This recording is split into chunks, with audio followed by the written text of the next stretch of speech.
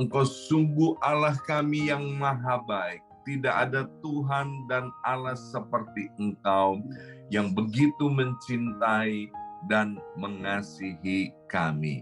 Mari kita berdoa bersama-sama. Ulangi seperti apa yang saya ucapkan. Bapa kami yang ada di dalam surga, Bapa kami yang ada di dalam surga, dikuduskanlah namamu, dikuduskanlah namamu, datanglah kerajaanmu, datanglah kerajaan, jadilah kehendakmu di bumi ini seperti di dalam surga. Bapa yang baik, berikanlah kami pada hari ini rezeki yang menjadi bagian kami secukupnya, cukup untuk memberikan pinjaman kepada banyak bangsa, sedangkan kami sendiri tidak punya pinjaman. Cukup untuk menjadi saksi Tuhan, mulai dari Yerusalem, Yudea, Samaria, sampai ke ujung-ujung bumi. Cukup untuk menjadikan semua bangsa murid Kristus dan membaptis mereka dalam nama Yesus. Terima kasih Bapa untuk rezeki yang secukupnya, dan ampunilah dosa-dosa kami, ampunilah kesalahan kami, seperti kami pun mengampuni orang-orang yang bersalah kepada kami.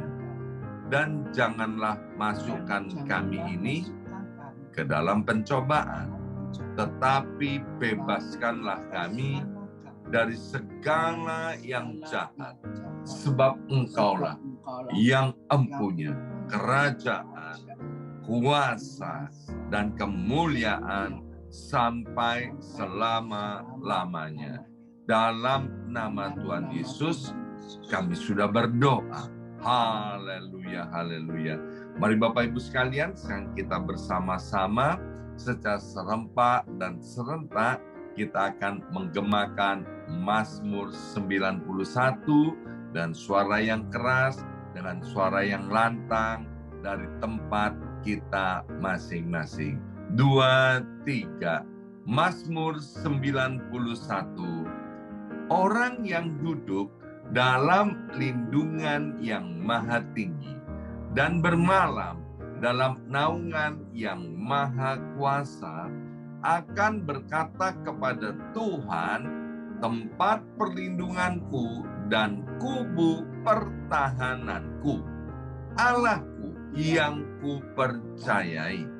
Sungguh Tuhanlah yang akan melepaskan aku dari jerat penangkap burung dan dari penyakit sampar yang busuk. Dengan kepaknya Tuhan akan menudungi aku. Di bawah sayapnya aku akan berlindung. Kesetiaan Tuhan ialah perisai dan pagar tembok. Amin, amin, amin. Terjadi di dalam nama Tuhan Yesus. Aku tak usah takut terhadap kedahsyatan malam, terhadap panah yang terbang di waktu siang, terhadap penyakit sampar yang berjalan di dalam gelap, terhadap penyakit menular yang mengamuk di waktu petang. Walau 1.000 orang rebah di sisiku dan 10.000 di sebelah kananku, tetapi itu tidak akan menimpa aku. Aku hanya menontonnya dengan mataku sendiri dan melihat pembalasan terhadap orang-orang fasik. Sebab Tuhan ialah tempat perlindunganku, yang maha tinggi telah kubuat tempat perteduhanku.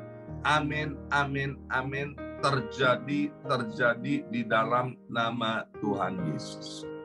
Malapetaka tidak akan menimpa aku dan tulah tidak akan mendekat kepada kemahku. Sebab malaikat-malaikat Tuhan akan diperintahkan oleh Tuhan kepadaku untuk menjaga aku di segala jalanku. Para malaikat Tuhan akan menatang aku di atas tangannya, supaya kakiku jangan terantuk kepada batu. Singa dan ular tedung akan aku langkai. Aku akan menginjak anak singa dan ular naga. Amin, amin, amin. Terjadi di dalam nama Tuhan Yesus. Sungguh, hatiku melekat kepada Tuhan, maka Tuhan akan meluputkan aku.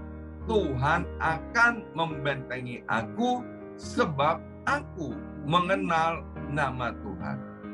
Bila aku berseru kepada Tuhan, Tuhan akan menjawab.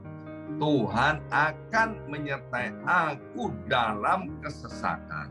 Tuhan akan meluputkan aku dan memuliakan aku. Dengan panjang umur akan Tuhan kenyangkan aku, dan akan Tuhan perlihatkan kepadaku keselamatan daripadanya. Amin, amin, amin. Terjadi di dalam nama Tuhan Yesus. Terima kasih Bapa, pada kesempatan yang baik dan indah ini, kami akan buka hati kami untuk ditaburi oleh kebenaran firman Tuhan, sehingga firman-Mu menjadi pelita buat kaki kami dan terang buat jalan hidup kami. Dalam nama Tuhan Yesus, yang siap mendengarkan firman Tuhan, angkat jempolnya ke depan dan katakan amin 3 kali. Amin, amin, amin. Salam revival, salam kebangkitan. Semangat pagi. Ya, semuanya semangat pagi. Ya, senang sekali. Hari ini Sabtu, 29 April 2023, boleh bersama-sama kembali dengan keluarga Tuhan, ya, anak-anak Tuhan yang luar biasa. Nah, hari ini kita akan lanjutkan kembali renungan kita, masih di Amsal pasal yang ke-22. Kita akan baca bersama-sama ayat yang ke-6, ya, ayat yang ke-6 dari Amsal 22. Demikian bunyi firman Tuhan, didiklah orang muda menurut jalan yang patut baginya. Maka pada masa tuanya pun ia tidak akan menyimpang daripada jalan itu. Dalam terjemahan bahasa Indonesia sehari-hari dikatakan, ajarlah seorang anak cara hidup yang patut baginya. Maka sampai masa tuanya ia akan hidup demikian. Nah, anak itu seperti sebagaimana kita ketahui, itu seperti secari kertas putih, Bapak Ibu sekalian, ya, kosong, belum ada tulisannya, belum ada gambarnya apa-apa. Nah, tinggal sekarang kertas yang putih itu mau ditulisin apa, mau diisi apa, mau digambari seperti apa. Maka anak itu akan sedemikian rupa seperti apa yang kita mau tulis dan gambari, ya. Nah, saya tinggal di kota New York ini, saya melihat beberapa pemandangan yang luar biasa. Ada anak-anak itu yang lahir dari keluarga orang tua Indonesia, ya. Tinggal di New York, lahir di New York, ya. Orang tua ini punya beberapa orang anak. Nah, yang membuat saya takjub ketika anak-anak ini udah bertumbuh ya menjadi pemuda dan pemudi ya, maka kemudian yang buat saya takjub adalah gini, makanan kesukaan mereka ternyata makanan Indonesia. Salah satunya rawon, soto, nasi pecel, dan lain sebagainya ya. Kemudian saya tanya sama papa mamanya, kok hebat nih anak-anak ya kan, kok sukanya makan Indonesia. Ya Pak, kami ajarin. Mulai kecil kami siapin, kami sediain, kami ajarin. Kalau kamu nggak mau makan ini, ya udah jangan makan. Jadi anak-anak itu terpaksa makan dengan makanan apa yang disediakan oleh papa mamanya, diajarin, ya kan. Tetapi ada juga saya ketemu dengan keluarga yang lain, keluarga Indonesia, anak-anaknya lahir di Indonesia, dan ketika mereka pindah ke New York ini, anak-anaknya mungkin sekitar masih umur 5-6 tahun, ya masih masih cukup kecil, Bapak Ibu sekalian. Tetapi ketika anak ini bertumbuh menjadi pemuda dan pemudi, ternyata anak-anak mereka ini tidak suka dengan makanan Indonesia, ya sukanya burger, pizza, dan makanan-makanan Amerika. Mengapa? Karena papa mamanya ternyata begitu nyampe Amerika sibuk dengan kerja. Cari uang, cari uang, cari uang, sehingga anaknya mau makan apa, ya udah terserah. Nah, kita tahu di Amerika kan gampang banget cari yang namanya burger, bagel, pizza, dan lain sebagainya. Ya. Nah, dari ini, Bapak Ibu sekalian, kita ini bisa mengerti bahwa benar-benar anak itu seperti secari kertas putih. Maka itu Salomo berkata, ajarlah seorang anak cara hidup yang patut baginya, maka sampai masa tuanya ia akan hidup demikian. Ya, ada yang punya pendapat dan pendapat ini tidak alkitabiah. Ada yang bilang begini, anak-anak biarkan tumbuh aja secara alami. Loh, itu mana dasar kebenaran firman Tuhan? Anak-anak kok dibiarkan tumbuh secara alami? Enggak, Bapak Ibu sekalian. Kita sebagai orang-orang percaya, kita ini harus bersyukur loh kepada Tuhan. Ada yang namanya Alkitab, ada yang namanya firman Tuhan yang menjadi pedoman dalam kehidupan kita sehari-hari. Alkitab itu adalah seperti buku manual buat kita-kita ini, Bapak Ibu sekalian. Seperti kalau kita membeli peralatan elektronik dan lain sebagainya, di situ ada buku petunjuknya. Demikian juga hidup kita sebagai umat ciptaan Tuhan yang paling mulia. Ya. Nah, ada 3 cara untuk kita mendidik anak seperti apa yang dimaksudkan dari ayat yang ke-6 ini. Yang pertama, mendidik anak itu dengan teori, ya kan? Dan teorinya itu harus yang alkitabiah. Yang kedua, mendidik anak dengan keteladanan, dengan contoh. Dan yang ketiga, kita mendidik anak dengan disiplin secara kontinu, konsisten, dan kemudian kalau ada yang melenceng-melenceng, kita arahkan. Kalau perlu, dibikin yang namanya time out atau disiplin. Nah, bicara soal teori, Bapak Ibu sekalian, ya, banyak sekali ajaran-ajaran yang bagus tapi tidak sesuai dengan firman Tuhan. Misalnya waktu kita masih SD, kalau ada di Indonesia ya, kita diajar begini, hemat pangkal kaya, ya kan? Kita memang perlu untuk berhemat, kita harus mempergunakan uang itu dengan bijaksana. Jangan besar pasak daripada tiang. Nggak boleh pengeluaran lebih besar daripada pendapatan. Tapi Bapak Ibu sekalian, Alkitab mengajarkan ada orang yang berhemat luar biasa tapi berkekurangan, tapi ada orang yang murah hati dan mereka diberkati oleh Tuhan, ya. Jadi teori-teori yang diajarkan kepada anak-anak kita itu harus alkitabiah, artinya sesuai dengan firman Tuhan. Apalagi misalnya tentang pengampunan, tentang kasih, ya. Kalau anak kemudian disakiti atau dilukai oleh temannya, kita harus ajarkan firman Tuhan. Bagaimana menghadapi teman-teman yang nakal, teman-teman yang menyakiti, ya tentu diajarin ya untuk bagaimana mengampuni dan mengasihi mereka. Ajari mereka, kalau kamu menabur baik, kamu pasti menuai yang baik.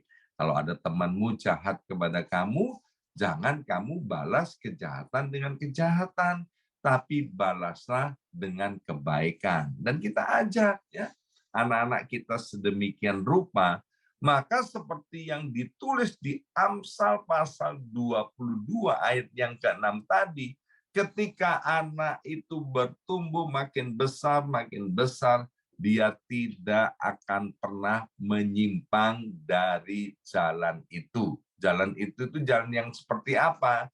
Jalan yang sesuai dengan firman Tuhan. Kita pernah mendengar cerita tentang gajah sirkus, ya. Gajah yang akan dipakai untuk pertunjukan sirkus itu dipelihara waktu gajah itu masih baby, masih kecil.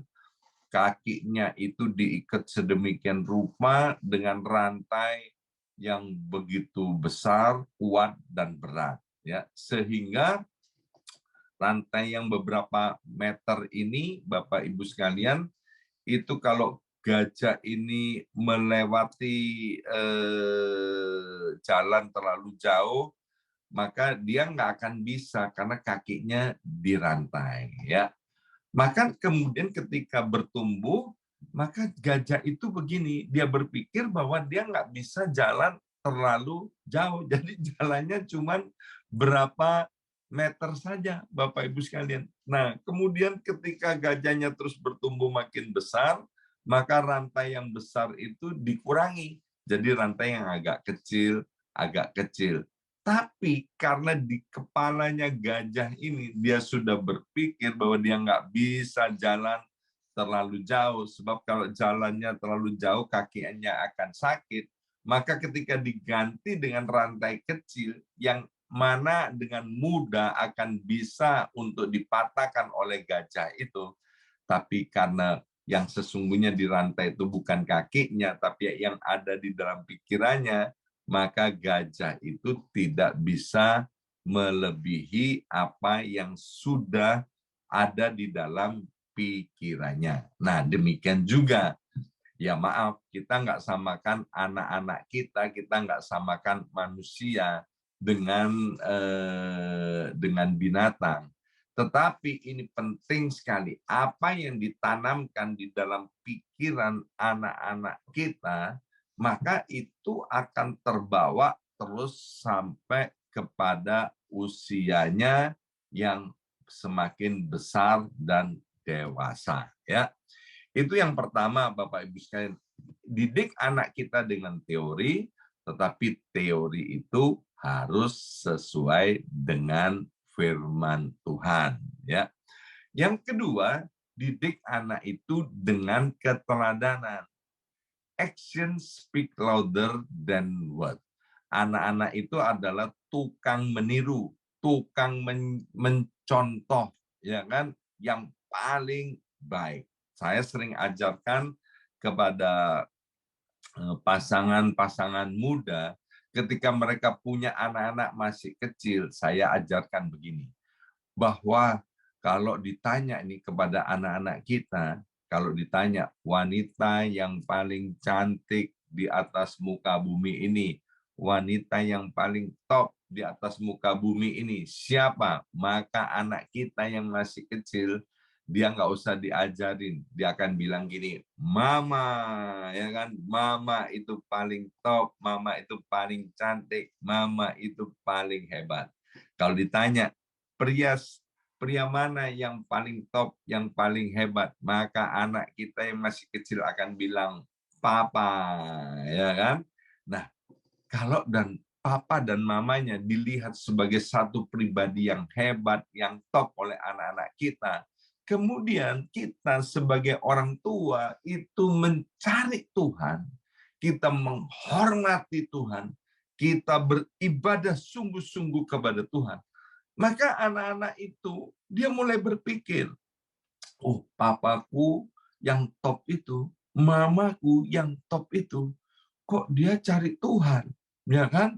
Dia suka sembahyang, dia suka berdoa, dia suka memuji Tuhan, ya.